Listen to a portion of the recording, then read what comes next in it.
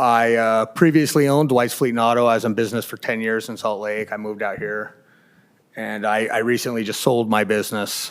But when I moved out here, I saw the city growing, and I saw what was going to be happening with the city.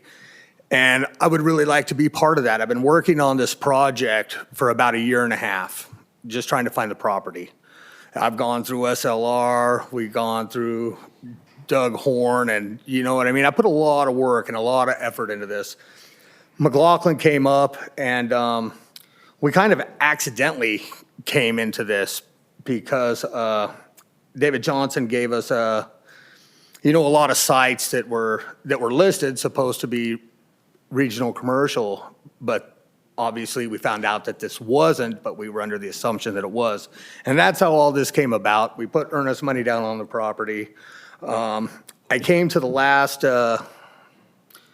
council meeting when they voted on it to come up to council for the rezoning. I was here for that. I wasn't here, and I wasn't aware of you guys voting on it when you did. And David Johnson and I had talked, and he gave me all the concerns that you guys had with a tire store. And I understand that your guys' vision of a tire store and my vision of a tire store are two different visions. This is going to be a state-of-the-art. I believe that we've met pretty much all of your architectural demands on a building. And I think we would provide a good service to the community. Big O Tires has a great name. I've done a lot of my research before I went looking at franchises, and they're top-notch. Also, I want to do a gun store archery range. You know, that's something that we're lacking out here. And I believe with the community of people on who we are out here, it's what we do. You know, we like to shoot bows and we like to shoot guns. And as you can see in here, I'd put some 3D archery, you know, at 60 yards. So up, down, there'll be mezzanine trains you can climb. 20-yard gun or archery range to sight in your bows, 25-yard pistol rifle range, and then I also am bringing on this, what I'm calling the scenario room. And what we could do with that is we can have walls on casters, you know, with doors, set up situations, real-life situations. And so you can train with simunitions, law enforcement, military, maybe some airsoft stuff, and also just having fun, you know, because we all like to shoot guns and it's always fun. But you can see I put a little restaurant, and there'll be a little burger place or something, just to divide the gun from the archery range, so it's not too much. But I hope you guys consider it and look at it. If you guys have any questions, I'll answer them to the best of my ability.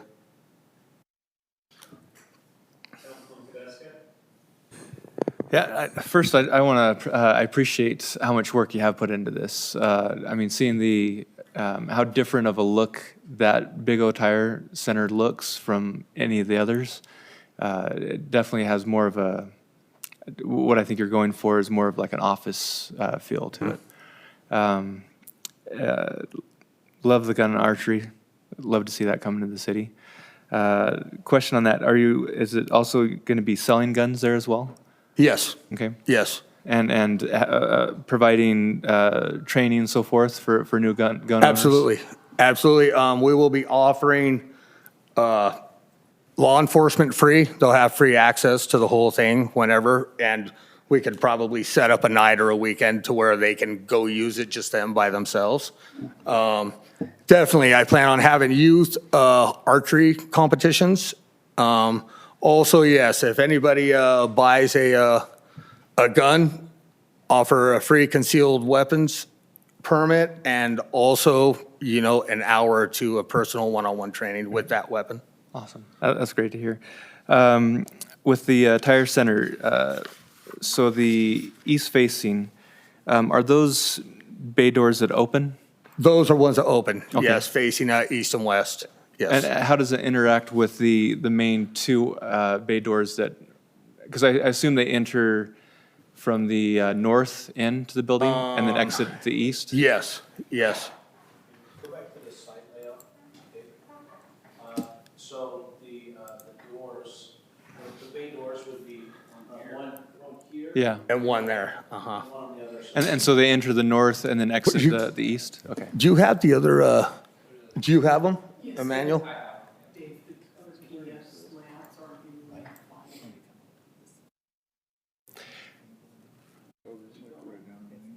Keep going, keep going.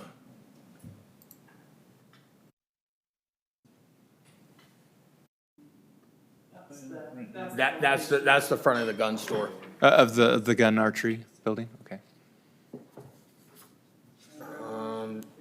Yeah, There should be at least one more. Of course, it's the last one.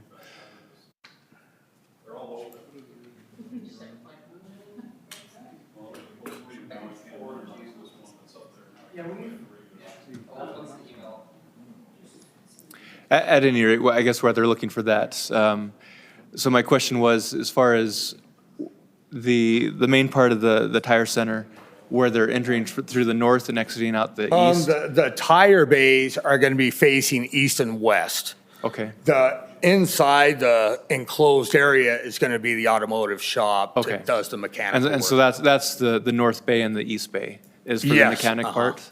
Okay. And sorry, so the east bay doors, do they exit out those same doors as well? So is it just going in and coming back out on the east side? There'll be. Or sorry, west side. individual, I two mixed of that up, them- west side. Two of them are gonna be quick lube bays, so Okay. they'll just be pull through. Okay. And then the other ones, yeah, you'll just pull in and pull Okay. out. Okay, yeah. Uh-huh. And then as far as putting this in, maybe this is more directed to planning, is how much of Riverside Drive would be part of their construction?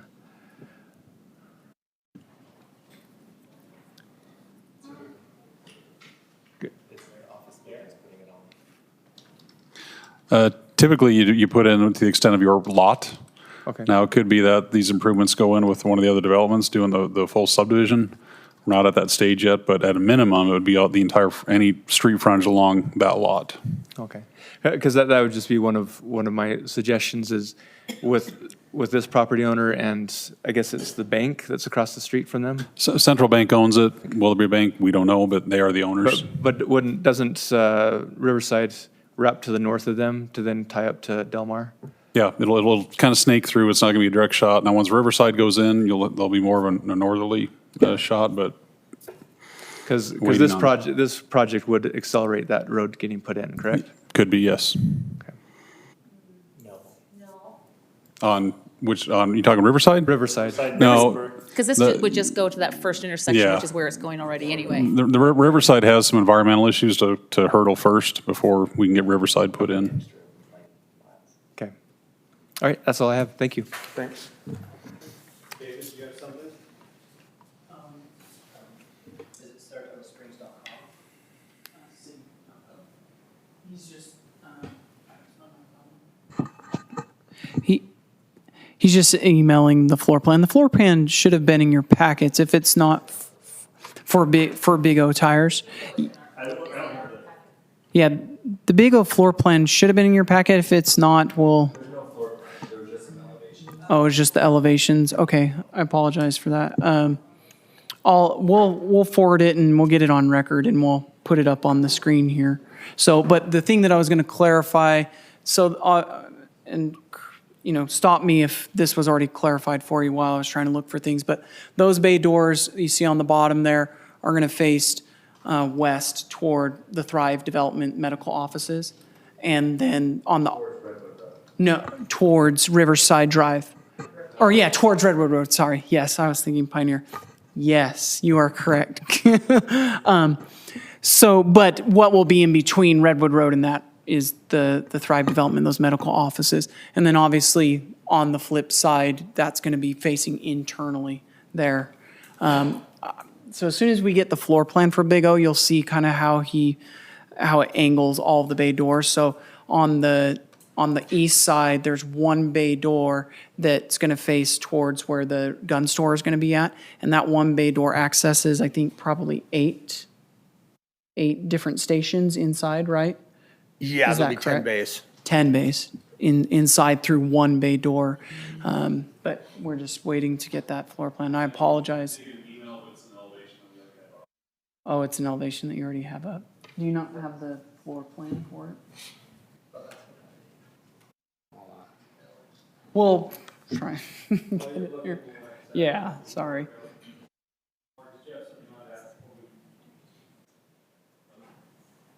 Okay. So I do appreciate, you know, regardless of what anybody thinks of tire stores, I think this is probably the best looking tire store I've ever seen. It is very nice. And I agree that getting a gun range and an archery range in the city would be a wonderful addition. My concern, I know there were louder concerns about other issues. My concern was always carving this particular parcel up into 3 or 4 different zones just to zone for each individual use. So, you know, my concern remains from a planning standpoint, you know, how are we, you know, dividing this up? I would prefer to see just one zone across the entire property. Sounds like we may end up with 2, but I think this is, if we do regional commercial, that's a third. And so I'm starting to, you know, we're starting to look like a patchwork quilt rather than a planned city. So I guess that's where my major concern comes from, is figuring out a way that we can make this entire development cohesive and make sense. So I had one other question, just because I'm looking at this map. Okay, there's the. So they would come in right in that inside of the L right there, and then drive out the other way, or vice versa. Yeah. Okay. So I'm looking at the one here that has the footprint of the buildings. I don't know if you have that or not, but if you have, yeah, you have that one. And then there was another one showing that's kind of got a little bit of a landscape plan and stuff like that you were. Yeah, there you go. Okay, so these two don't match up, right? Or I'm actually talking to Scott McLaughlin right now about buying the rest of that piece. okay. That was just, I was like, looks like you're Yeah. hanging off the property. Yeah, here. this just came up, so, Okay. but yeah, it's in the works. All right. Just so that I'm clear on that and I understand Pretty exactly much, what's going on. That was, Would that take you to the river or? it's the sump drain or whatever is to the end. Okay, Yeah, but there wouldn't- originally, I believe this was 2 different plats. right. So I'm buying the whole thing, Okay. and then I'm probably gonna go get the rest of what's right there to, But there wouldn't be space for anything else behind you. No. Okay, that was what I was help I trying got to get the at. whole So, piece. all right. Yeah, I mean, I think that the building looks very nice. You know, I like the look of the gun range with the open timbers and stuff like that you have there in the archways. From that standpoint, I don't necessarily have an issue. For me, it really is just, I mean, we're looking at having 3 or 4 zones on a 20-acre property, and it's not a great idea from a planning standpoint. So we need to get something where we can, I'm not saying no to regional commercial, I'm just saying we need to get something where we can have a cohesive plan for this entire property rather than, well, they want to build this kind of building, so we're going to zone it this way, and they want to build this kind of building, so we're going to zone it this way. If we need to examine, you know, what code needs to be worked out for the Thrive development so that it can all be the same zone, but we can't have all these zones on this small of a parcel. So that's my concern.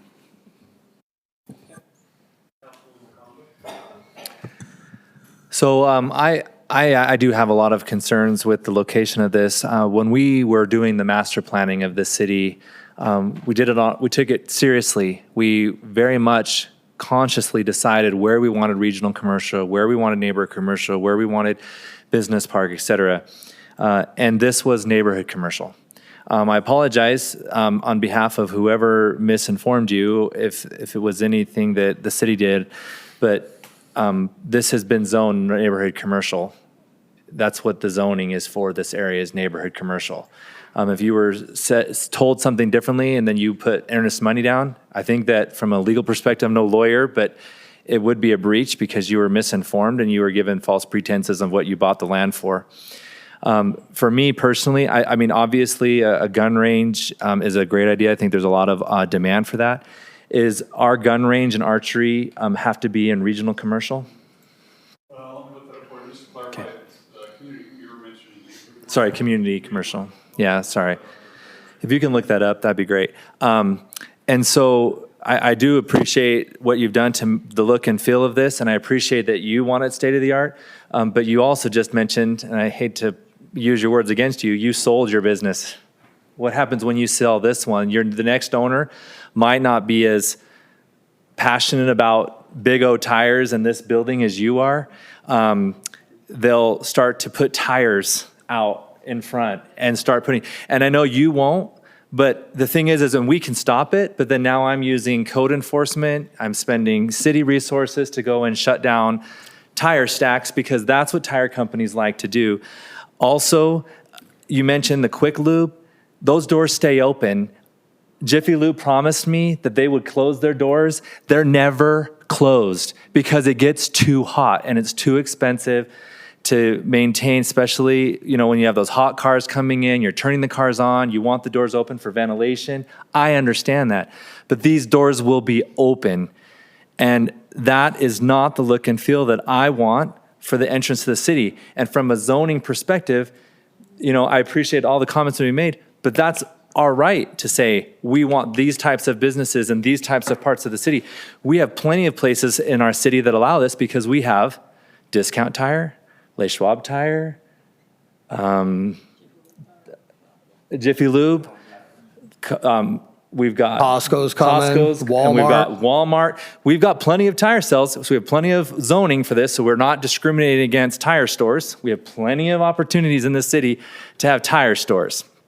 Because I know we have a lot of cars and we drive a lot because we are a commute city. I just do not feel comfortable having it here at the entrance of the city, as well as if we're sticking it once more to Dalmore Meadows. Already, Dalmore Meadows, the regional commercial across the street, they're furious over. And then now all of a sudden we're going to put regional commercial, and I agree, if it's regional commercial, it should be regional commercial, the whole strip, at least 2 zones. I couldn't agree more that having a patchwork zoning doesn't make sense. But to have regional commercial so close to residential, I think, especially a high use like this, is a real concern. And then again, I do like the gun shop, and I did do a little bit of research around noise on that, and it really is very much contained in these buildings, the way they're built with the cinder blocks and bricks. So, because that was a thought, the noise Bullet next to the traps, have river, bullet traps. recreation, people using the river, and you have to be like pretty much at the entrance to the building. Just for the council, I did just do a little research for noise. You pretty much have to be at the entrance before you can hear any kind of guns going off. And so the neighbors really aren't going to be impacted by the gun store, but they would, I believe, be impacted by the tire store. And so what is the answer to that? Right now, it's conditional use, office, warehouse, and industrial. Okay. So right now, even regional commercial, this wouldn't be allowed.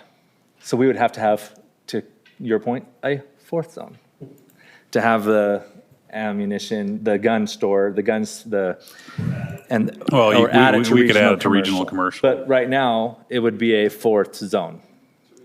So for me, I wouldn't have a problem putting that into, but then that's not, you know what I mean? We'd have to then make adjustments and changes, and I'm okay with that. I mean, we dealt with the tire store, you guys, at the entrance to a neighborhood, and this really is going to become an entrance to Dalmore Meadows because they're not going to be able to really use the one on Redwood Road. They already hate it. They never want to use it. Once they have this, it'll be the one they use. And we fought it for 8, 9 years. You fought it for much longer than that, Councilman Barsh. But it finally didn't work out. But the doors were always open, et cetera. So I personally am not willing to make a decision to rezone land that has already been zoned one way. And that is because we had our vision of what we were really looking for here. But I appreciate your wanting to come in the city, and I hope that you can continue to work with David and find other parts of the city where we do have regional commercial. And I hope that you're able to come into the city, because then people will have a choice between all the major brands of tires. So thank you.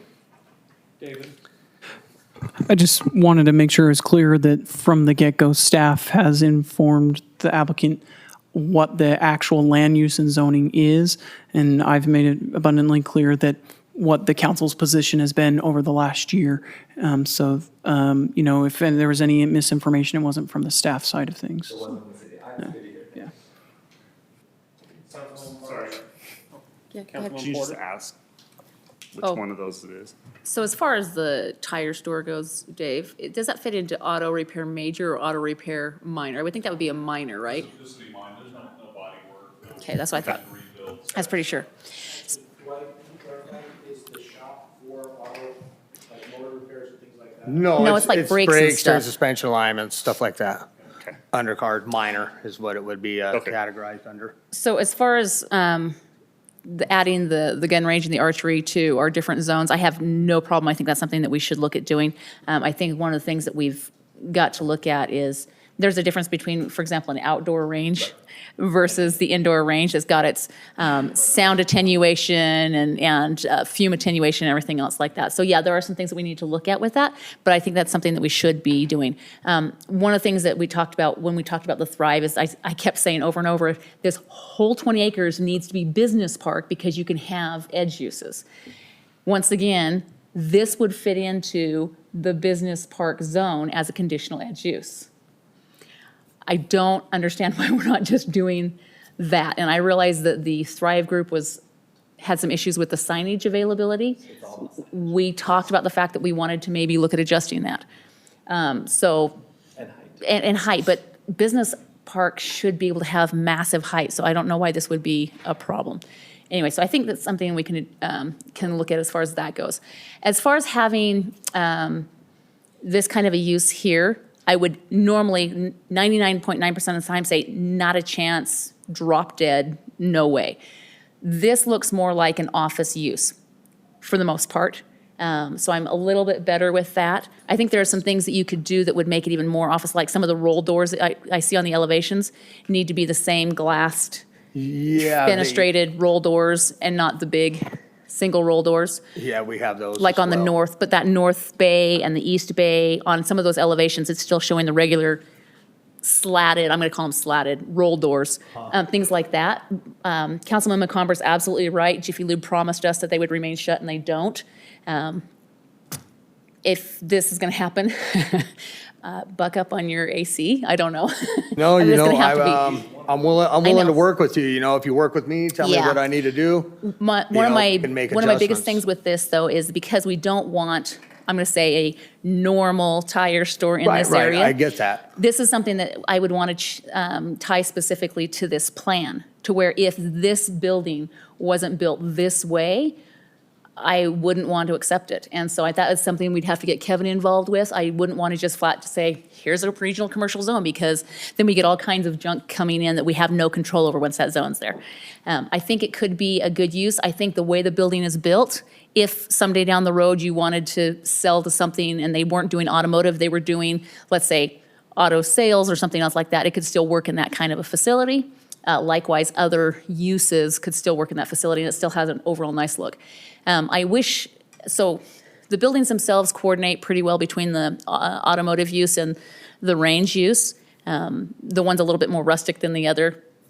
There is no continuity, however, between that and what's happening on the other side of Riverside Drive. And this, again, this is supposed to be all kind of one area.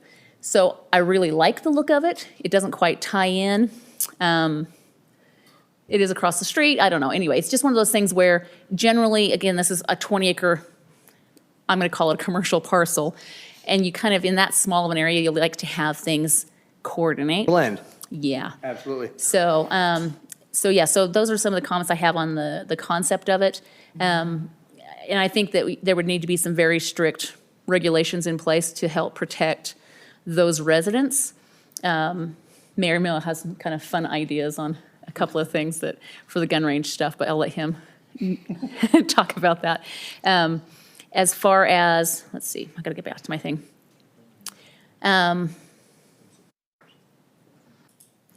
Yeah, those are the biggest things. I just am really, especially the zone change without anything being tied to it, I really wouldn't want to do that. I'm very nervous. The other thing I'm nervous about, honestly, is signage, because right now you're showing two signs, the two big O signs on the north and on the west face, and Sorry, south and west. sorry, south and west face, thank you. And let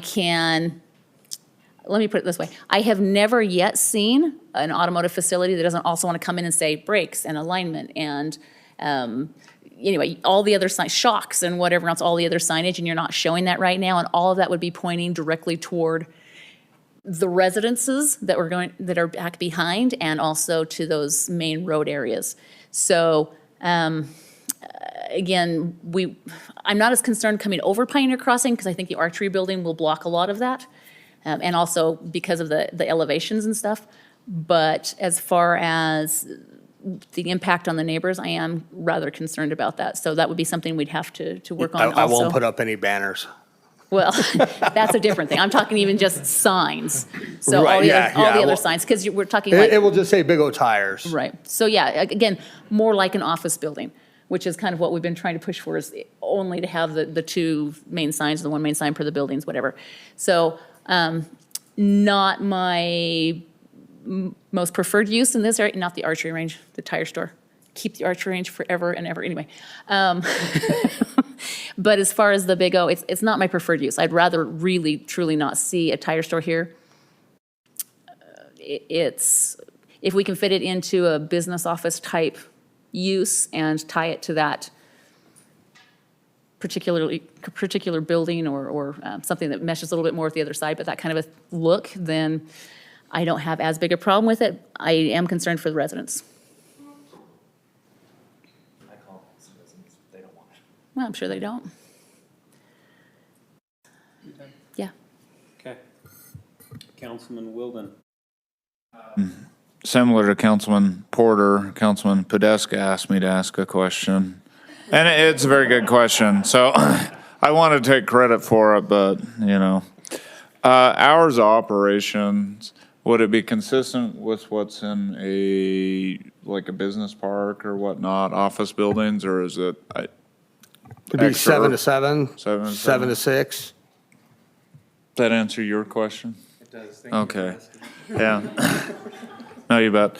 I will say, as far as that type of facility, this is the best looking plan I've ever seen in the last 6 years. I think it would be a great addition. I mean, some of the things, just so you know where I stand, I'm a little bit torn because it looks like it'd be a fantastic building, the archery range and things like that. I think that would be a fantastic addition to the city. What Councilmember McComber is referencing, one of the developments or whatnot, Harvest Hills, I'll just say what it is. I live in there. Had a tire store, auto repair shop there for years, and it was I wouldn't say it is as much of an eyesore now because they've done they've changed it quite a bit, but it was an eyesore for the residents for years, and then it was abandoned for 3-4 years. Weeds all over the place, those type of things. And I'm not suggesting, you're very obviously successful, so would never have that problem as long as you owned it. But I mean, just thinking about that is like a concern that I wouldn't want to put on any other development, a situation that my own community, well, the whole city's my community, but my own little neighborhood that had to deal with for that many years. I need to think about it a little bit more, but I have some real hesitancy of changing a zone, piecemealing a zone, putting something right there, because we were pretty thoughtful about it. But again, what gives me pause a little bit is it is a fantastic looking building. You've done a great job there, but I would love if we could find a way, and I know you put a lot of time in it, but I'd love to get it to work somewhere in the city. I just, right now, I don't know quite where I stand. My hesitancy is it's community commercial. We created that zoning for a reason, to avoid those type of potential problems right at the entrance of Delmore Meadows or any other neighborhood that we might have. So I'm not giving you a lot of clear direction because I'm still working through it in my head, but that's kind of where I'm at right now. Is it's a hard thing for me to go ahead and put another neighborhood in a position where I've been for 13 years, so. DJ? Yeah, I was just a couple things, kind of noting on Councilmember Barch and Wilden's comments. So as far as matching the look and feel, I can show them the renderings of, the Thrive development to see if they want to make any architectural differences as well. If they decide that they want to continue on after the discussion, of course. Some of the discussions that I have had with them have been exactly what you said, tying it very much to them and their development, and I'm just thinking out loud. This is kind of some of the discussion we had, could we say that, if they don't have doors open within 2 years, then the zoning reverts back to what it originally was, things like that. Just talking through, and the applicant has been very willing to make any of those sorts of things to make this happen. Holistically, the specific applicant aside, I've heard several comments and staff have had the same thought of, some of the issues that we're running into is there are elements that we like and don't like, but our zones don't really allow for us to do some of that. And so obviously, planning department and myself, we've been talking about some of these very things and maybe adjustments that need to be made. And so if there are recommendations, like there have been a couple tonight, that we'd like to see, but sometimes we don't know until we get something, right, that comes before us to help us identify that. And so anyways, I feel like I'm blabbing a little bit now, but I just want you to know that the applicant has been very willing to do some of the things that have been suggested. And I think holistically, especially if we're going to make this spot successful, somehow we've got to do something to kind of address some of the concerns of what has been said about not patchworking the zoning. Although Thrive has been granted something, I think whatever kind of corrections we make to that zoning or changes can still accommodate for what they're already doing. Anyways, I apologize for taking so long, but just thought that would be helpful. Council, or my question to you as a council is hypothetically, if this road is extended and it helps facilitate the connection to Delmore Meadows, so maybe they work in conjunction with Thrive so that the road goes in at the same time, thus alleviating the traffic problems that they've been expressing concerns over. Would that somehow help if it was done at one point and we coordinate and collaborate with the projects?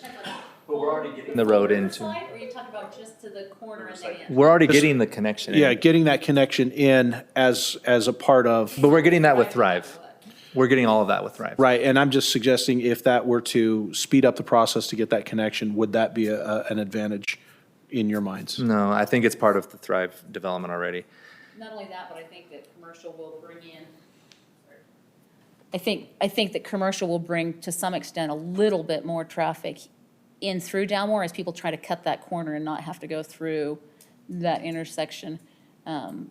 Just to some extent, not a lot, but, so I don't think that's really an advantage. I mean, I can see if maybe, and I don't expect you to burden this, but to put the full Riverside in up to, back behind and then all the way up to Market Street. At that point, then, yeah, people are gonna be using Riverside and not so much through the neighborhood ever. But right now, I don't think that that's an advantage one way or the other. Okay, thank you.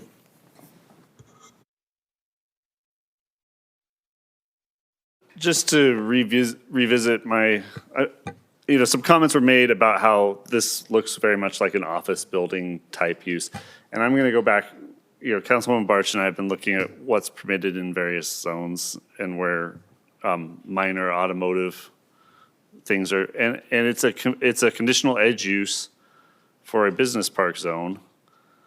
We have two, or at least one user that wants to build a business park, but couldn't somehow fit business buildings into A business a business park zone. So can we, I guess my direction for staff is, can we find a way to make this entire parcel a business park, figure out what we need to change so that we can actually build office buildings in our business park zone, and that the signage works for business park users?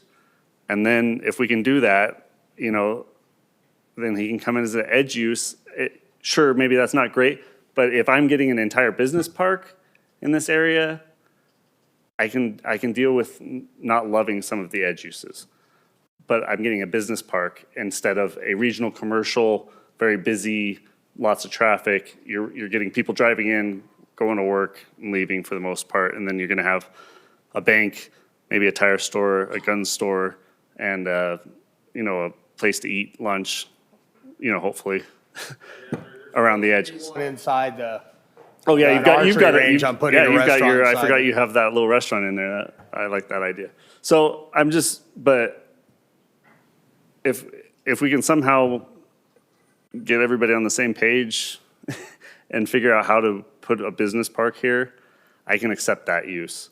And then we can deal with the conditional uses and stuff like that for edge uses at a later point. But I just, you know, this all goes back to not wanting to have so many zones on this parcel that it just doesn't make any sense. So. Yeah, that's some of the thought that I'm having to make it more cohesive, because that seems to be the common theme that we're hearing from the council about just making that cohesive but functional for a variety of uses. We'll have to talk through that with staff, because obviously there's caveats on both sides. There's pros and cons on both sides of attempting to do that, and you know, future unintended consequences, things like that. Sorry, there was something else along that lines. You were talking about the consistency. I lost it, but yeah, I will say, and you know, Councilman McComber, you and I talked about this. You know, my recommendations for this has been kind of what makes it economic developmentally viable, which it doesn't necessarily always always balance all the things like the residents next to it. Honestly, it makes sense to have office park and then the edge along the road for economic development purposes to be a regional commercial, to open restaurants, things like that. But I understand what the council is trying to balance, and so that's kind of why we want to have this discussion and see what we can do to make it functional and create that balance that you're going for from a policy side of things, so. Mayor and Council, I just heard Councilmember Porter kind of passionately say, hey, can we figure out the zoning and things like that? What I'd like is a kind of a straw poll, because I'm not sure that I'm seeing consensus, and I don't want to charge off one direction and lead the applicant on going one direction. Yeah, so again, I'm sorry, just from a clarity standpoint, if you could tell us, is there enough consensus to charge off in that direction? Because I don't want, you know, Dwight to feel like, you know, he's charging a direction. If you can just kind of help clarify what it is you want us to do, then that would be excellent. Thanks. Can I ask a question before we do that straw poll?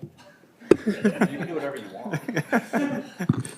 want. So, quick clarifying question is, so when you guys were back master planning years ago, this area, did Saratoga Springs extend to Lehigh's 2300 West, Old Saratoga Road, north of Pioneer Crossing at that point?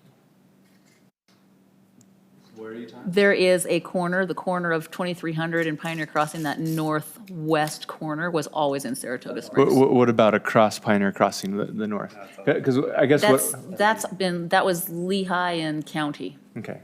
Because what's some of the things I've been hearing, because I guess one thing that I've sympathized with is that when you master plan and then future council members then mess up that plan.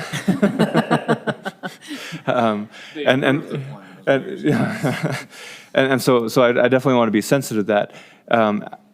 At the same time, our city boundaries change as things get annexed in, and so This boundary hasn't changed. right. So this boundary hasn't changed, but it's like some of the discussions I've been hearing is that this is the entrance to our city, and I think it's more our new entrance to the city is that 2300 Old Saratoga intersection. There's so much Because there. now that we have land on the north side, we should be having city signs there of welcome to Saratoga Springs, instead of waiting until they drive all the way through. Well, till you get across right the now, we're river. still gonna have some Lehigh on that north side. It's not, Saratoga Springs, then Lehigh. and then back into Saratoga Springs. Yeah, but I don't think anything's gonna be built in that Lehigh Should we have section. welcome to Saratoga Springs, leaving Saratoga Springs, welcome to Saratoga Springs? Yeah. Because C- the c- sign on Pioneer Crossing's not leaving, and Yeah, that's the one yeah. that people recognize, you coming over the river. Mm-hmm. So when we zoned this, that was why we zoned it the way we did. Because it was Pioneer Crossing was in place. And there's also that business park that was right on the other side of. So along Pioneer Crossing between 2300 west of Lehigh and to to the river, aren't we planning now of that being more regional commercial? All we have is that little corner. None of the stuff behind is, No, We have that? we have all the mink farm up above. nope. Because that's black line though, isn't it? just that little flag. Oh, We have very little. We So- just have the premier spot, we have the We've been trying corners. to get a hold of the chew piece, but we. The chew piece wouldn't come. so why does the black line go up higher? That's what I don't understand. Then it cuts back down around. So at that point, it does a 90, and that's what we lovingly refer to as Flora. It kind of cuts down, and then the chew piece comes. It shouldn't go around the mink farm. That mink farm is not Saratoga Springs. But that's what I'm saying, is like, it's showing it up around there. You guys are showing So- the mink farm in Saratoga Springs. That It means, is Saratoga Springs. that one is? Yeah, it's the only one left in Saratoga Springs. Yeah, and so that's what I'm saying, is like, so if we're planning that to be regional commercial, that's gonna be more of the entrance into the city, even though if they're passing through some of Lehigh past the river. And so that's where I was kind of looking at, is that the entrance to the city has changed since the master planning. And so does that kind of sometimes change what plans we had, 5 or 10 years ago, as far as See an when the mink entrance? farm leaves, right? Yeah. Well, And the mink so- farms never leave, right? Oh, they are, they're building the city center. They're closing this one? That's their plan. They're closing They've announced that they're closing They this one. want to get out. But anyway, so that was just a clarifying question I wanted, so that in kind of adjusting master plans as our city grows and changes boundaries, that what originally, I agree, was an entrance to the city, we would want to try to protect that. Now, that for me, I see the entrance being at that intersection, 2300 and Pioneer, that then creates that buffer between what we originally thought was the entrance, and so. But yeah, that's all I had. No, it's great. I have always thought that mink farm, I never knew that was. So I've actually been a liar. I said there were no mink farms in Saratoga Springs. Not the So- first time you've been there. I know. I lie all the time, especially to you. But I personally, for me, the neighborhood commercial, I still come back to, I mean, the entrance to the city, I still think as much as we want to say that's going to be, it won't, because we won't have the big sign unless you're willing to pay $180,000 out of the taxpayers to put another sign there saying, welcome to Saratoga Springs. The one that's going to be is the one that's on Pioneer Crossing as you come over the river. We're not removing that. It costs, we priced to move one of those. It was like $60,000 to move one. We talked about moving one. It was so price prohibitive. But for me, this was the zone. This is what the neighborhood, people even have bought in there in the last year or 2 years or 3 years who contacted the city. Oh yes, that's neighborhood commercial, that's business park. They were not told by the city of Saratoga Springs when they were buying their home, oh yeah, by the way, that is regional commercial. Even the homes on the other side, when Winder bought their property, they understood that was neighborhood commercial across the street and not regional commercial. And so again, I think that we have to, if you're going to make a change, it better be a really important change that you're now taking. Because when I bought my house, I contacted the city. What was the zoning around me? And we had a huge fight in this city over what was happening behind me. Because I was told one thing when I called the city, and it was different when it was in reality. But this is one where we actually did our work. We actually did the stuff. We actually put things in place. And the thing is if we're going to give him hope, that's conditional use. We still have to give him that conditional use. Right now, he can actually get out of the purchase because they lied to him and said this was regional commercial. He has grounds. Because if we're giving him hope and then we don't do this, and there's an election coming up, this council's not going to look like this. For sure. One council member's not running. So we need to make sure that we give this individual true direction. I've done that. A lot of people have been this and that. I think we need, to Mark's point, we need to flat out say, if this goes in and you guys want to give him conditional, put another tire store in Saratoga Springs where we don't have to, then you need to let him know that you're willing to do that. But if you're not, tell him so he knows what to do. It's not fair for him. We can't want one thing. We like the gun range, but we don't want the tire store, so we're willing to take a tire store so we can get a gun range. You would never put a tire store at the entrance to Grandview Boulevard. You would never change that community commercial to a neighbor and put a tire store there. You would never put, it's a church, but people fought that forever, Jim. You know that. People were fighting to put stuff there that was a gas station, and the residents fought it. You would never allow at the entrance to Harvest Hills another tire store. You would never do that. So why are we doing that to Delmore Meadows at this time when we don't have to? This is a legislative decision. I'm just so surprised. We need to be clear to this individual. He deserves to hear. And if that's the case, I'm 1 of 5. If you guys want to allow him to put in the tire store, then let him know that when we fix things, we will give him his conditional use and he can put that in. So I just think that's only fair. That's all. So I agree that we wouldn't do that at Grandview Boulevard. I agree that we wouldn't do that at Harvest again where it was. This is a little bit different, I think, in that, again, this is a whole big wide business park area. So we looked at the commercial area part of Harvest Hills, and we were going to put a gas station in there. They just didn't come in. So I think there are places for it. Dalmore's main entrance is off Redwood Road. Unfortunately, that's a little messed up, we'll say. But I think it's a little bit different. But yes, I think you're right. He does need clear direction. I will go back to, this is not my favorite use. I like the building. I think that it's the best looking automotive use store that I've ever seen. I think that this zoning needs to be business park overall. That being said, this could fit in business park as a conditional edge use. I've said from the beginning, I think this whole area needs to be business park. So you would approve it, the conditional use? I think that it's the appropriate zoning. The business park is the appropriate zoning, and this would fit in that use as a conditional use. And I think that the conditions would allow us to put some of those things on there that would protect the residents a little bit more. Again, it's one of those things zoning-wise, what's good planning for the long run for the zoning.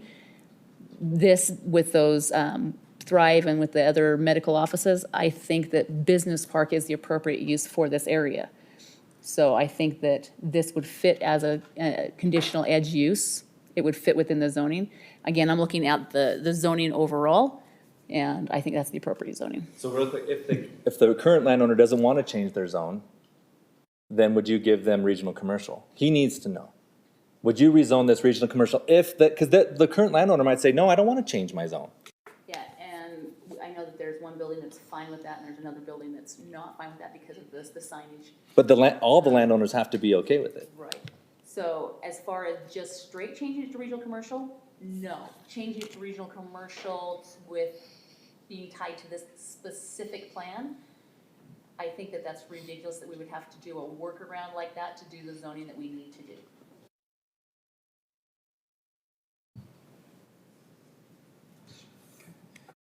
Wilden, do you have a comment to that? Councilman Porter? I'm pretty clear. I think that I would like to see business park, and I agree that as a conditional use, I think you would be meeting many of the conditions I would put in that it would have to match the look of the business park, right? And I think you're close to that. As far as the second question that was asked, I guess I'll weigh in on that one. As far as would I just grant regional commercial, I think I'm probably a no on that, so. The answer on the straw poll, if I were to consider a rezone in this whole area, even to business park, I'd have to look at it. Does it improve the standing of Delmore Meadows, the residents there? Because we've had totally different location, different type, but down out south, gas stations that's tried to come in, rezone.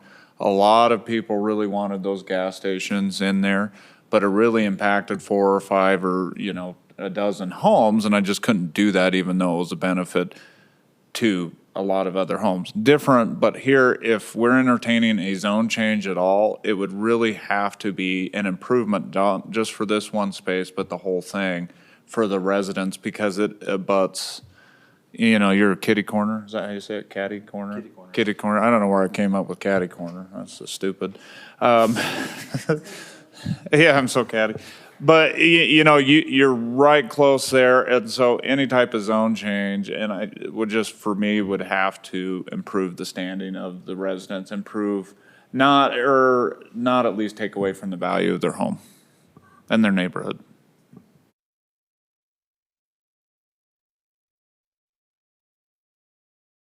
When the Thrive development came through, I think you considered, they want to go regional and commercial on the south along Pioneer. You threw out going to community commercial as an option instead of going to regional and commercial. I think that was, based on my notes, you were willing to go community, and there was discussion, they weren't sure they wanted to go that route. Just as a, as a wild idea, what if you go community commercial? I think that's the intent of what the owner wants. Of course, he's not here to speak. Again, your comment to maybe doesn't want business park. You still have the legislative right. You could still rezone it what you want, but you'd probably want to have, the blessing of the property owner as well. Yeah. And so, what if it goes community commercial? Just purely from a planning standpoint, from my job, what I look at, what I've been doing for years, this kind of property, you'd really like to bring in as tax generation.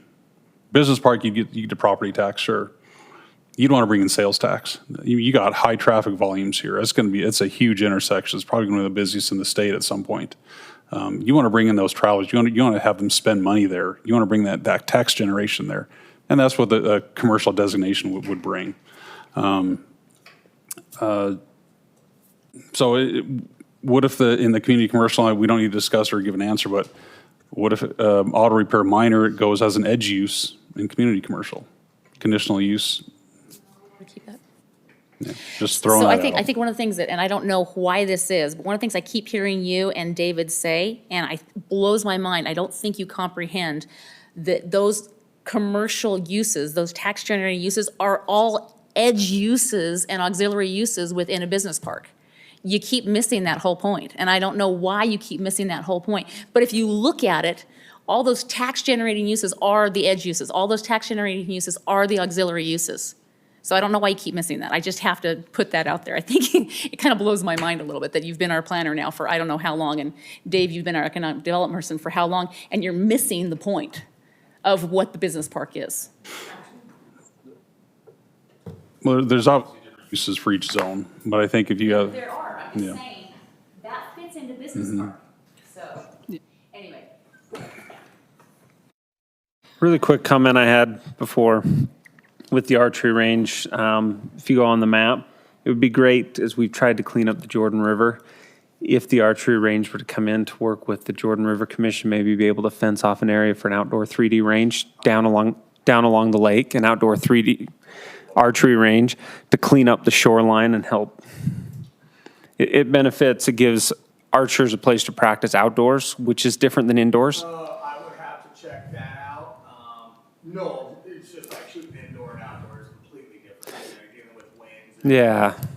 But, yeah, I don't think there would be any outside shooting. Okay. You don't want to accidentally get spearless. Just spirit. Yeah. Yeah. So, okay. Doesn't Datus Archery have one in South Jordan? I thought they had an outdoor one just behind them. Oh, I was going to say, because I swore I've shot on their outdoor case. The large sound of the compound bow 50 cal rifles. Sorry. As an archery shooter, it's like crazy. Okay. Councilman Podeska. Yeah, so just wanted to give my straw poll as well, but just kind of looking through the community commercial, which is currently zoned at, grocery store is permitted use. And so as far as like the amount of traffic that the Big O would bring in, would be no different than a grocery store going into that spot. Also, some conditional uses are like car washes and so forth. So changing the zone from the intended use of community and commercial, I see as kind of sixes for me. Changing it to an office park zoning. And so I too would be not too comfortable with regional commercial, but more so with office space I'd be comfortable with as far as my straw poll there. Just because of seeing what is currently zoned at and what's allowed in that permitted use, to me doesn't bring any more traffic than what the Big O would do. So if you sell donuts with the tires, good to go. That's what he just said. Just don't snack the donuts up front. Mayor and council, I think you've given us plenty to chew on, and we'll obviously try and work with the applicant and hopefully come back with something that meets the issues that were raised tonight. Unless you have any other specific questions for tonight, I think we've got some direction.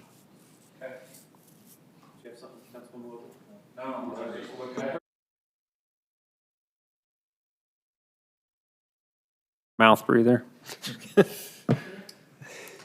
Yes. Just to clarify, based on the straw poll, so the whole intent of the applicant being here is specifically for, they want to know, is it worth their time moving forward? Why, like Councilmember Podeska, or I'm sorry, McComber has said. So just, is it worth their time moving forward and even submitting a concept plan? And if not, right, in conjunction with a zoning request. That's my point. That's what they need to know. So that's really what they're here for. Just So what I heard, and to restate, some of you would support if the other property owners would participate with a business park rezone that would allow the edge uses to come in potentially, and kind of consolidating this whole parcel as one specific zoning. Now, when they brought the last application in, is you did make the zone change just for the two medical uses, and so it's really kind of a collaborative question of whether they would participate. Is that a good enough recap? Now, I realize there's still some concerns amongst you, but that was the consensus. Okay. So that's the recap.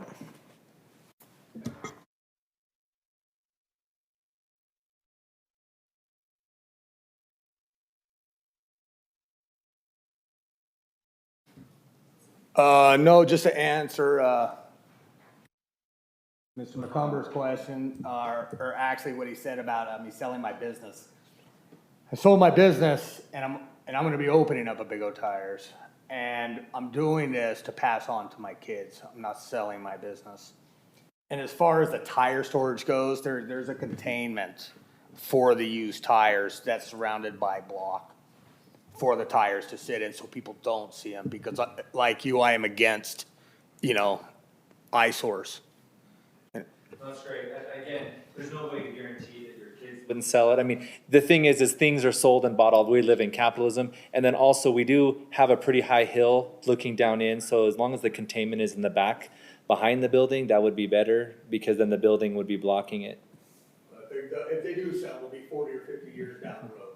Well, I'm planning for, but the thing is I plan every day I come here, I plan for 40 and 50 years. So that's my job. That's my job. That's it. I hope you guys, we can come up to something that we can work together and make it happen. Perfect. Thanks. Thank you very much. Okay, we've got the municipal campus concept discussion.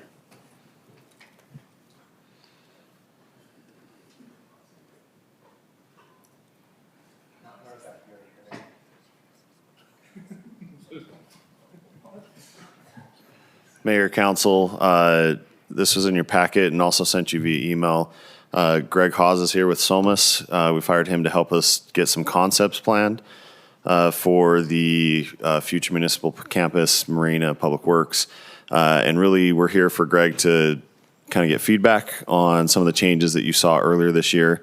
And then that way we can get this last bit of feedback followed by when we start getting some public input on these plans. So with that, I'll turn the time over to Mr. Hawes, and we'll go from there. Mayor, council members, thank you for your time tonight. So do you have questions before we start? Orientation-wise, were there some concerns about? All right, we did this just so that you could see the context of all of the pieces that we're working with, so how they all fit together. The dashed blue line that you see there is a proposed trail network that would connect all three facilities to the two park facilities together. We'll jump through in some greater detail here. Stop me if you have questions along the way. Which one advances? You want us to stop yet? Because we may never finish.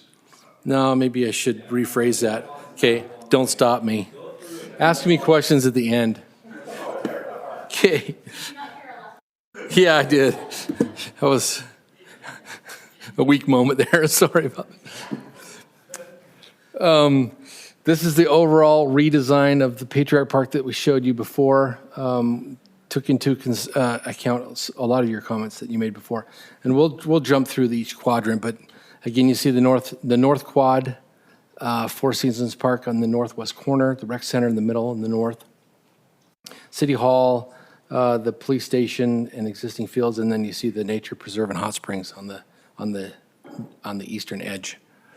So jumping into, there's two options. So we did this to give you some variety. So this is the North Quad and Winter Zone.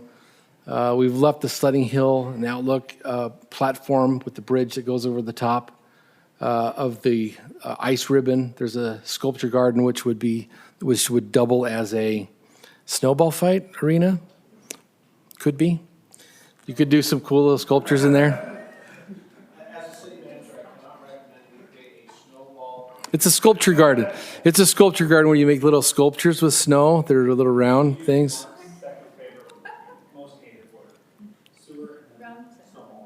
Okay. All right. We talked about this last time. There's the ADA ramp that goes up to the top of the platform that could double as a luge run. We've added some pickleball courts. I actually did some informal research, and there's a big demand for pickleball in your state. And what we have heard is that Lehigh residents are coming over and monopolizing time on your pickleball courts. So we've added quite a few more to this design. This is the option, same area. If you drop the winter zone and replace it with soccer fields, we still have left an ice skating ribbon around the perimeter of that. And that's how that lays out. The dog park is I'll just point out the dog park is on the bottom left corner of this drawing. We have two of them. So bottom left over there, right there. And then there would be another dog park in the top right corner, the northeast corner of the park. This is, you gave us great feedback on this, the orientation of the City Hall in relationship to this hot springs resort. We did reduce the size of the hot springs and slid it to the north, so it lines up so your windows of that City Hall building line up and look directly across this resort. We've also removed the RV park and moved that to the Marina Park because we wanted to. I can't remember who I was talking to about that. There was some concerns about actually being the viability of putting RVs in this location because of water issues. So that was the genesis of that move. And again, council, remember, this is still such a concept. What we wanted to do is just kind of get this out there, and then we can massage these things. We can tweak, change. There's, with the exception of the police station and Patriot Park, nothing set. And that is based on your feedback. Right. So we'll zoom into the City Hall I was building going to say with the area. trailer, What was that? the RV park up there, in conjunction with the conversation we had with Mayor Johnson and Lehigh, they're looking at a new ballpark that's less than 2 miles away. So between the two of us, that gives us 20 fields that allow us to attract that, and that puts that kind of in the center. And that would be a joint thing, so as we do stuff in the future. Plus, there's a great tree canopy up there that already exists, and I don't know if you walked through that area, but it's beautiful in there, and it'd be great to be able to park your trailer in there. It'd be really nice. Right. This is in the center of the park. So the area, I just want to point out the areas to the west of the City Hall building. We've included the amphitheater that's a little closer to the library for outdoor classroom type of environment. There's some council rings, which are smaller discussion areas. The shield there in the middle is Patriot Park. And I know that the ball fields that are there currently celebrate the armed forces. Is that correct? The shield that you see there is a hardscape plaza. You could use that for food truck rallies or any sort of civic event that you might need, a hardscape plaza type. I think it's big. It's big. And then there was also discussion about the botanical garden. We've moved the botanical garden a little, to the west. It was on the north side of the building before, and that'd be also a great place for the employees to go out and have lunch, a lunch break or breaks, to sit out there in a nice environment. More pickleball courts. It's just west of the soccer field. And then I'll just talk briefly about this giant games plaza that's just to the north and west of the rec center. That would be an area where you could do like giant Jenga, and there's a giant backgammon play area. There's a grass maze. I'll show you. There's one other image that I replaced out of the packet that you've seen. But that would be basically the maze is a series of curbs that are just placed inside of the lawn. Mark told me that he took his kids to Boise, and there was a lawn maze where his kids got sucked into it for about 45 minutes. Right. So it's not like they're boxed in, but they're just staring at this maze, kind of walking around. It's a cool concept, because you could do that with like a no-mow curb, and you could just blow right over it with the mowers and things like that, and you're gonna have basically these mazes built in to the grass. So for virtually, the cost of curbing $1 a foot or a couple bucks a foot, we could build, into these grass areas, all kinds of really interesting little things. You could build in tic-tac-toe squares, you could build in all kinds of different things, so that now, as our guys go through and mow, we've got game boards and things built right into the park. It's a cool concept. It's the future, so I've seen it back east. Whenever I travel, I always like to go to all the neighborhood parks and stuff. There's a ton of this that's going into the newer parks. Board games have come back. Yeah. Right, the life-size board games. Right. There's we were actually talking about, are there parks in the state where there's, just normal-sized chessboards in a park table? But there are none. It's coming back. Yeah. We've also included a splash pad. We heard rumblings that you may be contemplating that. So we threw a splash pad in the plan. You can take it out if you want, but it's there if you need it. Let's just let's not get lost in the floor plan too much. But I did listen. I listened to what you said. It was great feedback. The perimeter of the building is given to cubicles and office and workspace areas with good access to each of the balconies by all of the employees. You don't have to walk through. Right. So library, ground floor, predominantly the ground floor is given to the library. It's 2 office departments on the ground floor with some office payment windows, so people don't have to walk upstairs to pay a bill. Second floor is all office. The third, we moved the council chambers from the second floor to the third floor so that they could have the third floor level and the open space to the fourth floor. And this is all flanked with department offices. And then the fourth story, multi-purpose rooms, and there's actually areas where you could have future office space to lease out to other entities. Just some imagery to support what we've included in Patriot Park. Again, this is a new image of the lawn maze there on the right-hand side in the middle. Marina Park. This is funny to you? Yes, how much you basically rebuilt Saratoga Springs out of the park. Why not merry-go-rounds and... So we dreamt a little bit, right? We've packed this thing with as much as you can. We vastly expanded the size of the marina. So the western half is for larger craft. What's existing marina today that would need to be dredged out would be smaller. Smaller. What's that? It needs to be dredged. Yeah. So it would need to be dredged anyway.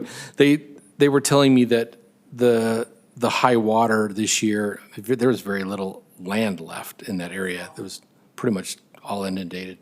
So you will be creating an island through the dredging process. You'll need places to put that material. So that's why you see this much more expanded. Well, let's get there. We'll hold off on the island here in a second. This retail area is designed after Seaport Village in San Diego. When I saw this, that's the first thing I'm like, that's a little mini Seaport Village. Yeah. So I grew up in San Diego, so it's kind of like, I love this concept. Seaport Village is awesome. It's fantastic, and it really works. So the scale of those buildings are almost identical to the scale of what they do in Seaport Village. Again, we have the RV hookups underneath the tree canopy. There's some tent camping spots. We talked about glamping, the opportunity for a glamping concept. The amphitheater is there in the middle. The old building that's currently exists underneath the trees could be rehabbed and turned into a general store or the office building for the RV park. And then we have a Dark Skies Amphitheater, and there's actually an image of a Dark Skies Amphitheater in the last page relative to this park. Canoe boat rental area there.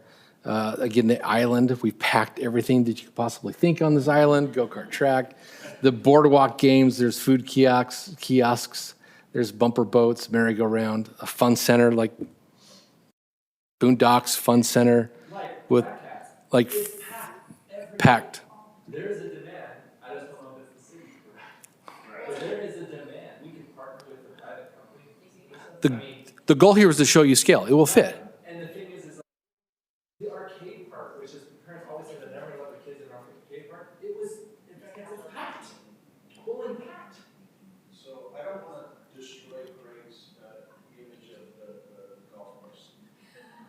Technically, some of it is out in Utah Lake, so I don't know that the state would allow us to necessarily build this particular concept. It's dreaming big, it's what we asked him to do, so there's no parameters on it, but I will say that I think, just kind of keep in mind, if it's on state land, if it's outside that flood zone, the Corps of Engineers is probably not going to let us add soil, and they're also probably not going to let us build on the lake bed. But those are things we could look at. Correct. To dredge it out, yes, but the problem is once you dredge the material, you can't put it back in the lake. You have to remove it out. That's exactly what our district is working on with the, I'm just saying, it's They're possible. doing it. It's possible, it's just a Right. They're doing a city. It's- They're doing a city of 500,000 people.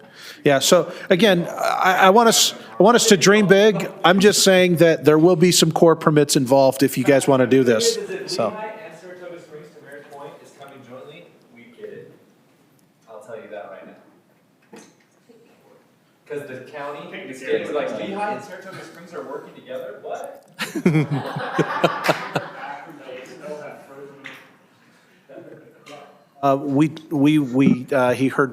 He informed me that they were positive, and I think the next question is really kind of scoping and us working on a process on what might that look like. Obviously, they've not committed to anything, but I think their interest is piqued, and we can certainly start working on some concepts jointly, if that's a direction that you'd want us to go. Yeah, I think we need to start working. Discussed with them at their council meeting last Tuesday, working joint with them on this. So they can So get I don't know if we need to do a joint meeting. Let me set up a Or- meeting with Jason. We'll kind of coordinate it, and then we'll, figure out how to move forward with it. Okay. He says you need a before and after picture, whatever we do here, because right now it's not. Right. Looks like it's the sewer. Well, there is a storm drain outlet that goes down right through the middle of that area. So this is if you can't. The approach to the island development, at least you could do some boardwalks out there and places to sit and watch birds, race paper airplanes I don't know, that type of thing. So there you go. Again, imagery for kind of the things we're talking about. Glow-in-the-dark pavement. Cool stuff. And finally, we met with Jeremy, talked quite a long time about the needs that they have for the public works area. This is an expanded, of course, it's much larger property than you're currently occupying right now. So we've pushed quite a bit to the north. The office building that you see there currently is half of that building. So it was a quarter size of that building. This building there would represent another full expansion from what you currently have to go to the west. You see the shop there. This incorporates a wash bay between the shop and the mechanical building. There's a mechanical yard. There's an area for gas pumps. The electric and water buildings currently exist. This is a relocated area for the salt bay. A new building for the signage and utilities. Another large storage yard, and then we incorporated a training area. City employees need a place to go learn how to use the equipment. So that would be an area where you can go learn how to use the excavator so don't go trash something. And then you see general storage along the eastern edge of this, garbage can storage, material storage for gravel, mulch, whatever, that kind of thing. We've kept the existing location for the burn building and identified an area for a nursery and storage along the eastern edge. You said that you pushed to the north. Is this? Yeah, this is turned the wrong direction. Right, I get that. Is this incorporating what we are considering doing the land swap with DR Horton? Or Yes. is this bigger Yes. than that? You see that green corner up there in the top left-hand corner? Uh-huh. That would be the DR Horton trade. Okay. Currently Own out, and then it goes into a T. And where the bottom right-hand corner, the retention basin and that new building, that'll be on the property that we'd be getting from DR Horton. We currently own a T, so that will fill in the gap into that. Get rid of the Right. T. But I mean, if we do that land swap, would we still have to go get more land to fit this on? Or this would be it? This would be Okay. the parcel. This is, That was my, this fits the parcel. okay, that was my question. Thank you. The feedback I did get from Mark is that we want to make sure that we dress up the front, the lower edge with buildings as much as possible and hide it in trees, berm it, that kind of thing, so. Nothing against public works, but nobody wants to see it. Hey, It's an industrial use. they're choosing to move next to it. They are choosing to move next to it. But lots of trees help. Lots of trees. When Bart was saying it, That so was they for could the train. tractor training, the. Tractors, I mean, snowplow. backhoe, stuff like that. Well, it was all green. She said that's where they teach the summertime help to mow lawns. That's on the job training. That's on the But we've tried to incorporate a lot of things. Again, this is just a concept, and what we wanted to do is get this out to you. This is something that we talked about, making available so that people could start commenting on it. One of the things that we'll have Greg do is start to roll this out as far as public, meetings and public feedback and stuff. Yeah. They'll even do a watermark behind it We could. versus Yeah, we concept. could put concept. I want a watermark across the whole thing. Yes, that's what I was saying, not just on the little thing, it's. Yeah, watermark. I don't want them to be able to cut. Is that what you just said? Yeah, okay. Without grabbing the water. Like that, yep. You just wrote it on there. Concept, done, big. Do you have anything else, Greg? I don't. Mayor, council, we appreciate your time. Our next step will be to start to roll this out publicly, and we'll make it available, and we'll start, getting feedback on kind of the long-term plan for that area. I know a lot of people have been anxious for recreation centers and other things. And again, this is a blank slate, but we want to just, put the notion out there that you are planning for it. We do have goals, we do have a direction overhead, and what we're ultimately will look like will be determined. So Mark, on the marina portion where we just talked to Lehigh, I'd like to have that discussion with Jason before we throw this out for a concept, because we talked to him about doing this jointly, and we need to keep our word. Yeah, well, and again, as we start going forward, I mean, we've got a lot of development that's gonna need to take place as far as these plans. Yeah, but they want to be in on the fun concept sides. And we'll make sure to invite them for that. Okay. Mayor, if I can, one comment I had just on the overall building is there just as, and I realize this is super high concept level still, but as we're going through and actually planning the building, there's a lot of wasted space in hallways and a lot of areas where people who are going to come in to do different manners of business have to wind their way through hallways to get back to reception areas. So I think there are some ways we could do that, make things more secure for staff and for commission and council. I mean, one of the big glaring things to me is the fact that you have to go outside of secure staff areas to get into council chambers and to get back out. It just seems like we could revamp that a little bit so we have some better flow and not so many hallways that are causing some issues. Again, I know it's super high level concept, but just when we get to that point, that's something that, I did like how the council comes in and out that we don't, because it's not safe actually to walk through the crowd. right, but the fact that you have to go through the foyer to get into the workroom, to get into the council chambers and back out, and you have to go back out into the hallways again. So I think there are just some things that could be even literally shifted around, which would allow access back into staff areas, straight into that chamber room and then into the council chambers. Just a thought, so. Great, thank you very much. Appreciate it. Sorry. Oh, go ahead. Sorry, I apologize. So the first question, and kind of looking at the retail area over by the marina, is seasonal. What's going to happen in the wintertime to that area?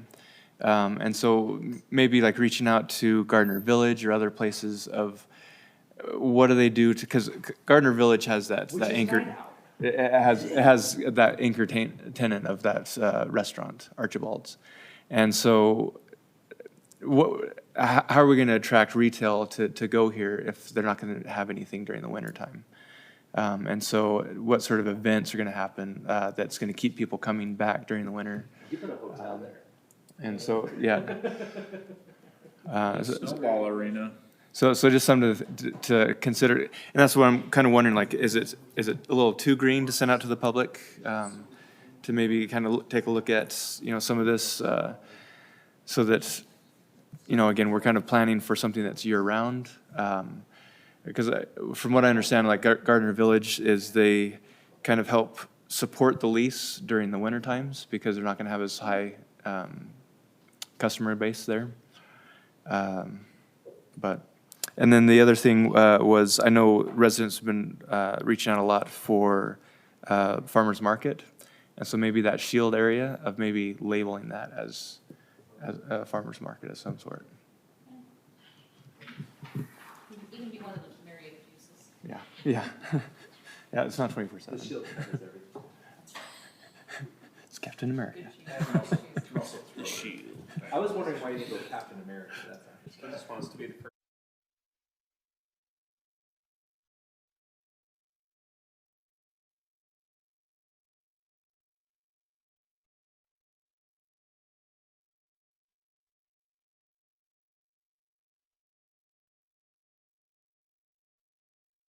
Greg, tell Justin, sorry. I'll extend those apologies. We're all good. Okay.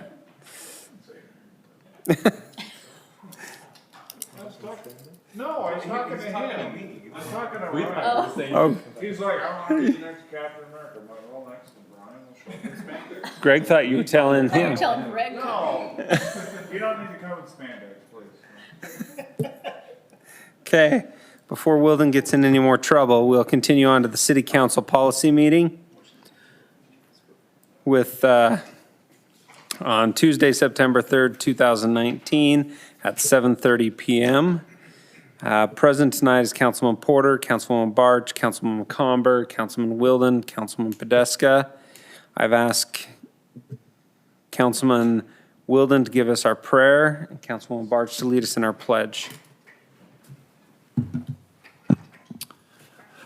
Our Father in heaven, we're grateful that we're able to be gathered here this evening and plan for the future of our city, our neighbors, and our friends. And we're grateful that we've had this opportunity and continue to have this opportunity to serve our fellow residents. And we ask thee to bless us with thy spirit, that we'll be able to make good decisions and be able to understand things clearly and instill peace throughout the city. And these things we say in the name of thy Son, Jesus Christ. Amen. Amen. Please rise. Please follow me in repeating the Pledge of Allegiance. I pledge allegiance to the flag of the United States of America and to the republic for which it stands, one nation under God, indivisible, with liberty and justice for all. Thank you.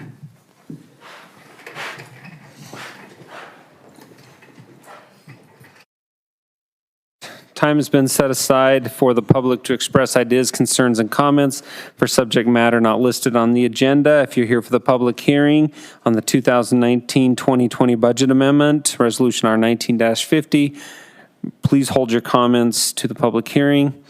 Please be respectful in your comments. Please limit your comments to 3 minutes. And please avoid repetitive comments. Is anybody here for public input? Come on, something. Okay, I will close the public input reports. First off, just kind of recap, last week we met with Lehigh City and discussed with them doing a joint marina because their residents would like access to a marina. We have the new marina that we'd like to build out. As Mark pointed out to him, working jointly, there's more grants we can go after. So we're just continuing to work with that. I think it's a great opportunity for the two cities to work together and create something that's more of a regional draw versus two small kiddie pools. And competing, right? Yeah. Competing against each other. Make something one bigger, better. So I think that's something that can add value. Going on to council, Councilwoman Barch. Just a comment, so apparently I misunderstood something that David said earlier. So David, I apologize on my comment earlier. Apparently you did not say what I think you said, so we'll chat later, but sorry about that.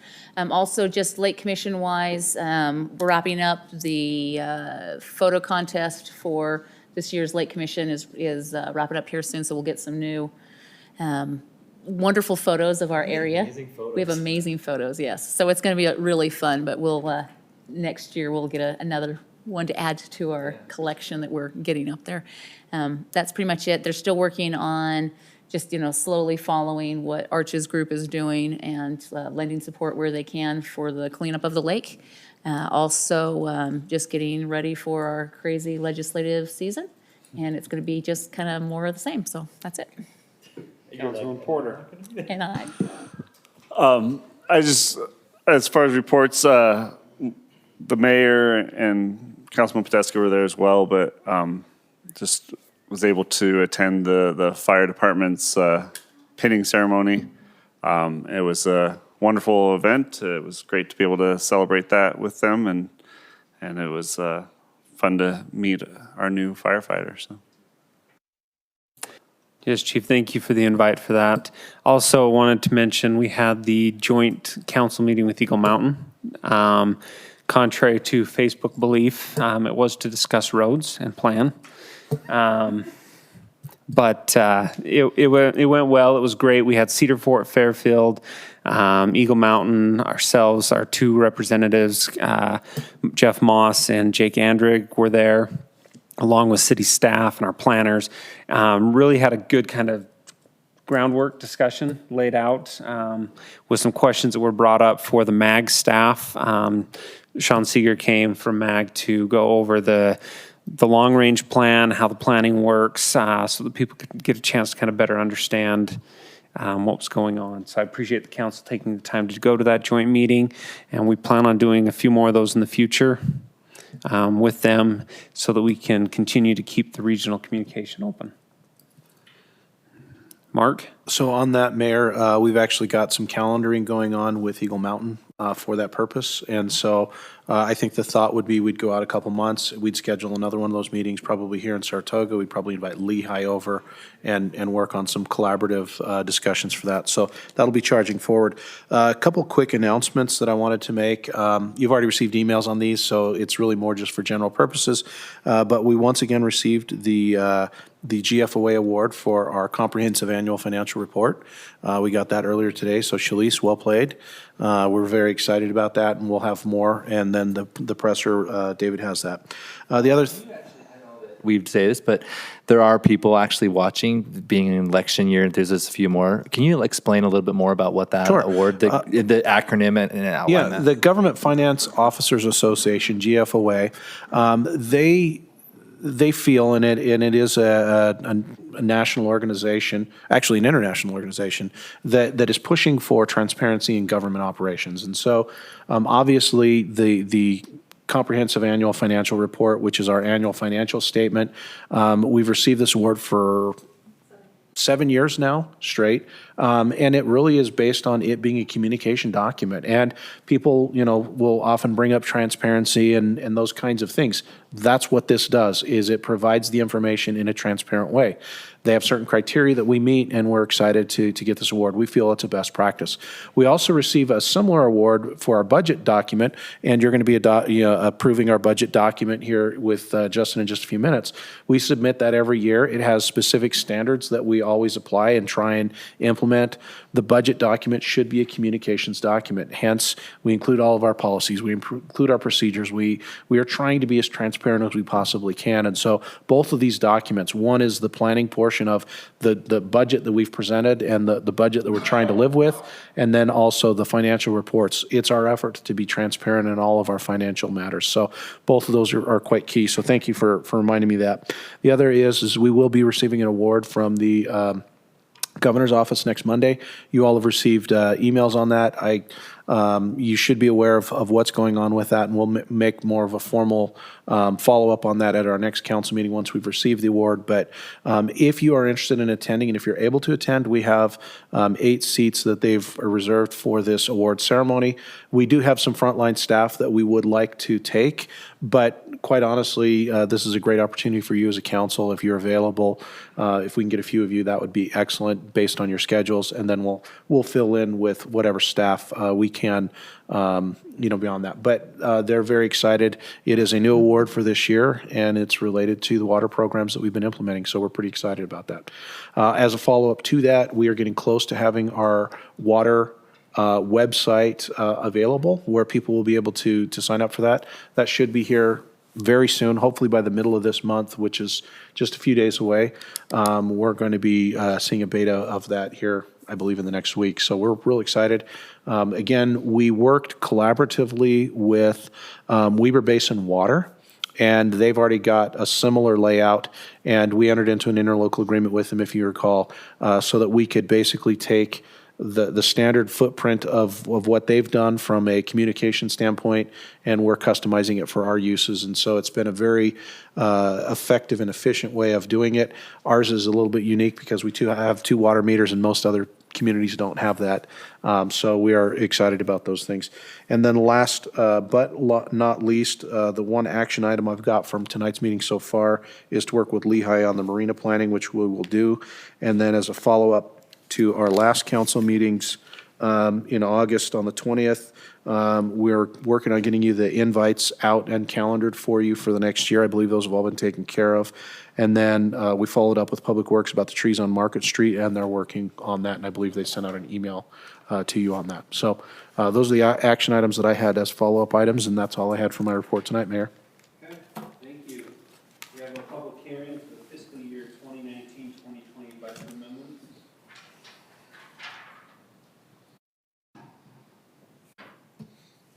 the first budget amendment for the new fiscal year. There's not a ton here. It's all coming out of the general fund, just some, the fiscal impacts of some policy changes and decisions that have been made, but we're here to, and happy to answer any questions you might have about any of the items on there. If you have any. Nothing? Well, the budget was approved back in May. Tonight, after this, will just be the budget document, which is just a policy document, but it won't change the budget at all, so, just to clarify. Comment in. One of the best practices for a budget is to have it be resilient and have it being a moving document based on the changing conditions. And so one of the best practices recognized by the Government Finance Officers Association is that we have frequent budget amendments to address those changes. So again, it's not concrete, but it certainly is the operations guide that we work from. We'll open up the public hearing for the fiscal year 2019-2020 budget amendments, Resolution R 19-50. Please avoid repetitive comments. Please limit your comments to 3 minutes. I know, but got to stay normal. Don't repeat yourself there. Yes. Please be respectful in your comments. Is anybody here to comment on this exciting document? Okay, I will close the public hearing and entertain a motion. And move that we approve the fiscal year 2019-2020 budget amendments, Resolution R 19-50 dated today. Second. I have a first from Councilman Wilden, a second from Councilman Porter. Is there any further discussion on the motion? Podeska? Aye. Wilden? Aye. McComber? Aye. Barch? Aye. Porter? Aye. Motion passes unanimously. We have the business items. Business item 1, the approval of fiscal year 2019-2020 budget document, Resolution R 19-51. It's already done a great job explaining what we try and do with this. We have received an award for this document 8 years in a row. This one will be submitted for the award by the end of September. It doesn't change or alter the budget in any way that was approved back in May. This is just a policy document. It's a communication effort for transparency. And if you have any questions or concerns about it, we're here to respond to those. Questions, I'll entertain a motion. I move to approve the fiscal year 2019-2020 budget document, Resolution R 19-51, dated today. I have a first from Councilman Podeska. I'll second. I have a second from Councilman Wilden. Any further discussion on the motion? I just want to say thank you again. Not only is it more transparent to the residents, but it's also more transparent to us as council so that we can go through it more quickly. And we know overall what we're looking for and can kind of hit those highlights so much more easily. So thank you. And thank you for not picking the picture of me where I'm cross-eyed like the previous years. Shalice was referring to me as Lazy Eye Wilden, so. But Ryan looks like he's like the mug shot because he's like different than all of us. Did you see that? Your head is huge. I know. It's actual size. Did they catch you in the hall? Here, stop. Okay. Seeing no other comments or jokes about the motion, I will do a roll call. Barch. Aye. McComber. Aye. Wilden. Aye. Podeska. Aye. Porter. Aye. Motion passes unanimously. We have the Pepsi contract amendment, Resolution R 19-52. So, Mayor and Council, you probably saw in the packet my memo.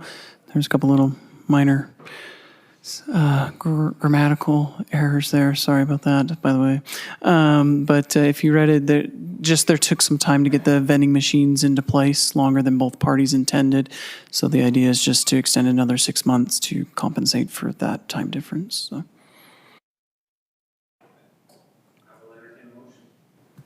I move that we approve the Pepsi contract amendment, Resolution R 19-52 dated today. I'll second. I have a first from Councilman Porter, second from Councilwoman Barch. Any further discussion on the motion? Porter? Aye. Barch? Aye. Podeska? Aye. Wilden? Aye. McComber? Aye. Motion passes unanimously. I can't make a motion on. Okay, and then policy item 3 regarding the Saratoga Springs municipal election debates, resolution R19-53. I just wanted to make this clear up front because I do know it is an election year. This is something that originally was driven by Councilman Wilden and I coming out at the last election, Councilman McComber, that debates weren't here. The current council members running were not part of this discussion, but they will be voting because this is an ongoing policy for the city, not just for this election. Councilwoman Barch put a lot of work into kind of proving kind of what the council was trying to get. As an outgoing councilman, that's a good idea. So I just wanted to make that clear that this was not driven by the two people currently up for election. So this is your policy. If I can give a brief background, we have it up on the screen. So if any of the members that or any residents that are watching would be able to look at this. Councilmember Barch did request to add one clarification to the condition number 1, which I think was a good suggestion, that we specify that it's a city-sponsored municipal election debate. I don't, David, can you scroll down to that? And that's an easy change that I can make after this meeting if the rest of the council would like to make that change.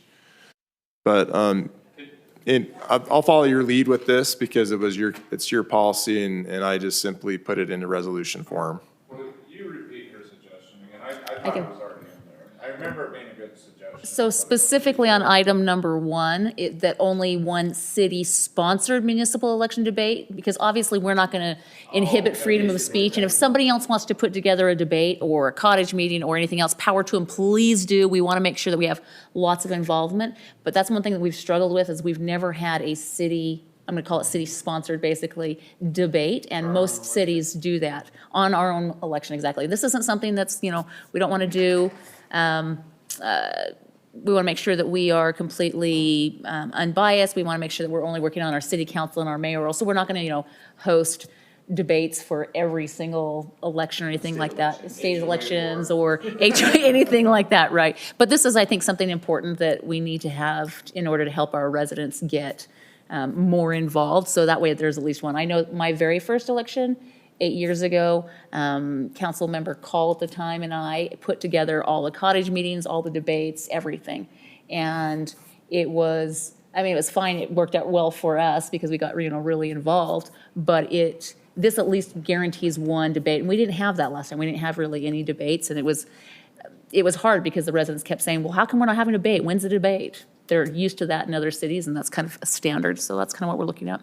So my only comment to that, and I think that's great. I just wanted to ask though, if the sentence preceding condition number 1 covered us there, it basically all these conditions apply to, or the city-sponsored municipal election language applies to every single condition that follows. I think that it could. But It could cover that as long as up above, we say in the very first paragraph, then this is the intent of this policy is to allow for a city-sponsored municipal elections debate as a benefit. So, and that we are not going to, it doesn't apply to any privately organized debate over which the city is not involved or sponsoring, something like that. So that there's no doubt that we're not saying you can only have one debate, period, end of story. Because it's just a little fluid in a couple of those places. So I just wanted to be very clear that you can still create and hold your own debate, whatever you want, no matter, who you are. It's just not going to be city-sponsored. This is what we're talking about for city-sponsored. I'll add clarification there. You could add it to 1, is what I originally thought, but you could also add it up in the policy purpose above. So my suggestion is so it doesn't become too wordy, because technically we should add that to condition 1 through 9. I would rather have it at the beginning so it says any of these all apply to only city-sponsored events. But I think that's a good recommendation in the intent section, so we make it absolutely clear Yeah. that this only applies to city-sponsored debates. You can go have your own private election debates as much as you want, but these are city-sponsored election debates. I'll add that clarification. That'd be good. I think as long as that's in the clarification, I don't think we need to put it in every single point. Yeah. And I like number 9, where it just limits exactly what we're going to put in there. Because you could get people upset, oh, I wanted MBA behind my name or something like that. So that's great. Good work. I would just say, I agree. We had a debate, our very first election, Jim and I, we were, and it was great to be able to answer questions to the residents and have that involvement. And there were people there who were representing their communities, then they took the information back. So it's exactly what we're trying to accomplish is transparency, getting information out so that people can make an educated decision. And I think as a city, it's our responsibility, not just this is what we would like to do, it's our responsibility to make sure that information is getting out. So I appreciate your efforts on this, Shelley. And again, I think being someone who's not running or won't be running, you know what I mean? It really was appropriate for you to take the lead on this, and I appreciate that. Thank you.